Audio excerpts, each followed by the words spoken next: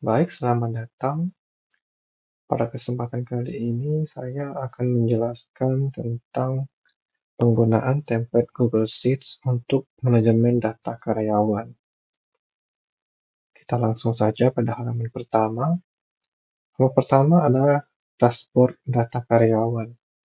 Di sini, user dapat melihat secara jelas statistik dari data karyawan yang ada di dalam template ini, mulai dari jumlah karyawan aktif, total karyawan yang masuk. Baik, selanjutnya kita pindah ke halaman dashboard interaktif. Kenapa disebut interaktif? Karena pada halaman ini, user dapat melihat data yang ingin ditampilkan ini dapat difilter sesuai dengan tanggal yang diatur pada baris 5. Cara pengaturan tanggalnya bagaimana? Jika user menggunakan browser, dapat melakukan double klik, maka opsi kalender akan muncul. Dan user dapat memilih tanggal yang ingin dipilih. Nanti data yang akan muncul di 3 buah grafik ini akan menyesuaikan dengan rentang tanggal yang diatur. Selanjutnya kita berpindah ke halaman daftar nama karyawan aktif. Halaman ini bersifat otomatis, memfilter data dari sheets karyawan masuk, karyawan keluar, dan karyawan yang mendapatkan pembaruan kontrak. Pada halaman ini akan diberikan notifikasi otomatis jika seorang karyawan telah habis kontrak, tetapi belum dimasukkan namanya di halaman karyawan keluar, maka nama karyawan tersebut akan di-highlight dengan warna merah. Lalu, jika karyawan memiliki sisa kontrak yang kurang dari 3 bulan, maka namanya di-highlight dengan warna kuning. Untuk sisa kontrak ini sendiri terhitung otomatis oleh sistem. Jadi, pada halaman ini sepenuhnya bersifat otomatis. Secara garis besar, ini adalah detailing dari halaman dashboard yang tadi. Pada halaman ini, semua data terlihat jelas, mulai dari nama karyawan sampai ke masa kerja karyawan. Lalu kita masuk ke data karyawan masuk. Nah, di halaman ini, user dapat mencatat data karyawan yang masuk ke perusahaan. Pencatatannya dapat dilakukan secara urut dari sisi paling kiri. Untuk ID karyawan dan nama karyawan tidak boleh ada data ganda. Apabila ada data ganda, maka sistem akan otomatis memberikan peringatan. Contohnya, padahal baris ini kita masukkan nama yang sama, Mulyani, akan muncul notifikasi bahwa nama sudah digunakan. Jadi, nama harus benar-benar berbeda di antar karyawan. Lalu bagaimana jika ada nama karyawan yang sama persis? Maka salah satunya harus ditambahkan dengan kode tertentu. Baik, selanjutnya kita berpindah ke jabatan. Jabatan ini adalah posisi karyawan. User dapat mengisi kolom jabatan ini secara bebas sesuai dengan preferensi perusahaannya masing-masing. Lalu untuk tanggal awal kontrak, ini dapat diinput secara manual ataupun dengan melakukan double klik, sehingga akan muncul opsi kalender. Setelah pengisian kalender atau tanggal awal kontrak, kita lanjutkan ke status. Pada status ada 4 opsi, yaitu karyawan tetap, karyawan kontrak, karyawan magang, dan freelance. Jika karyawan berstatus karyawan tetap, maka user tidak usah atau tidak perlu mengisi durasi kontrak.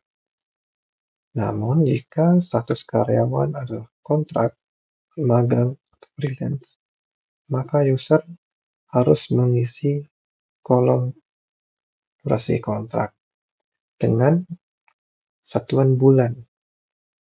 Contohnya, sini kita masukkan dia mulai eh, karyawan tersebut memiliki durasi kontrak 6 bulan. Cukup masukkan 6. Maka otomatis tanggal akhir kontrak akan muncul. Lalu untuk nominal gaji, masukkan hanya angka, contohnya 5 juta.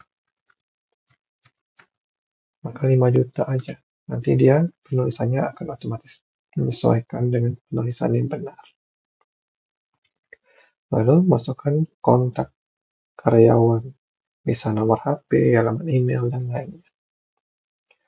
Lalu kita masuk ke halaman karyawan keluar.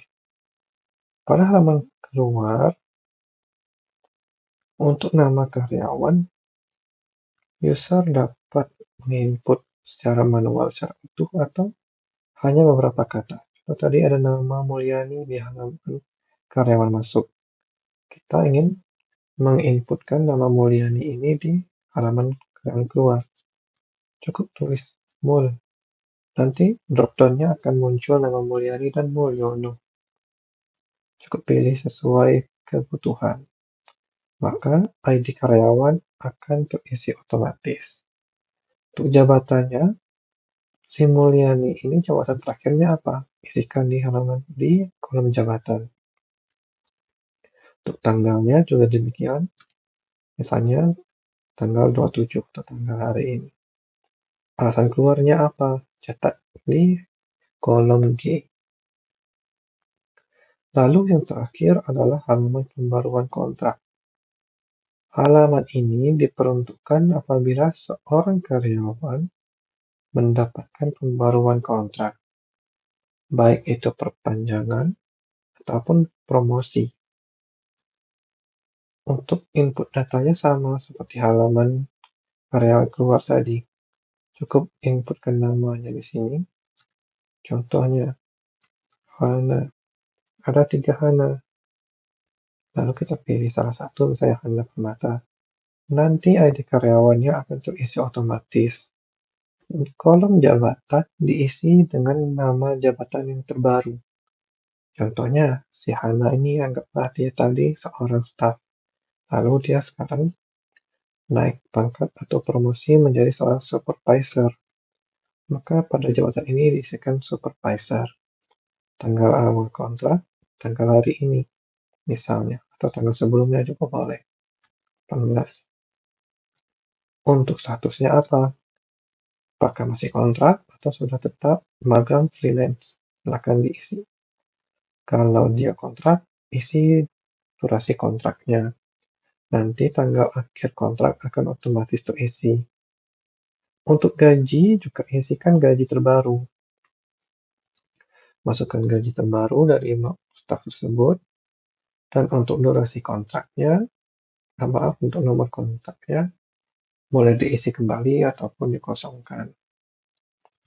Contohnya, ini kita lengkapi datanya. Untuk Hana Permata, ya karyawan tetap dengan gaji terbarunya misalnya 12 juta. Untuk nomor HP atau kontaknya misalnya kontak.com,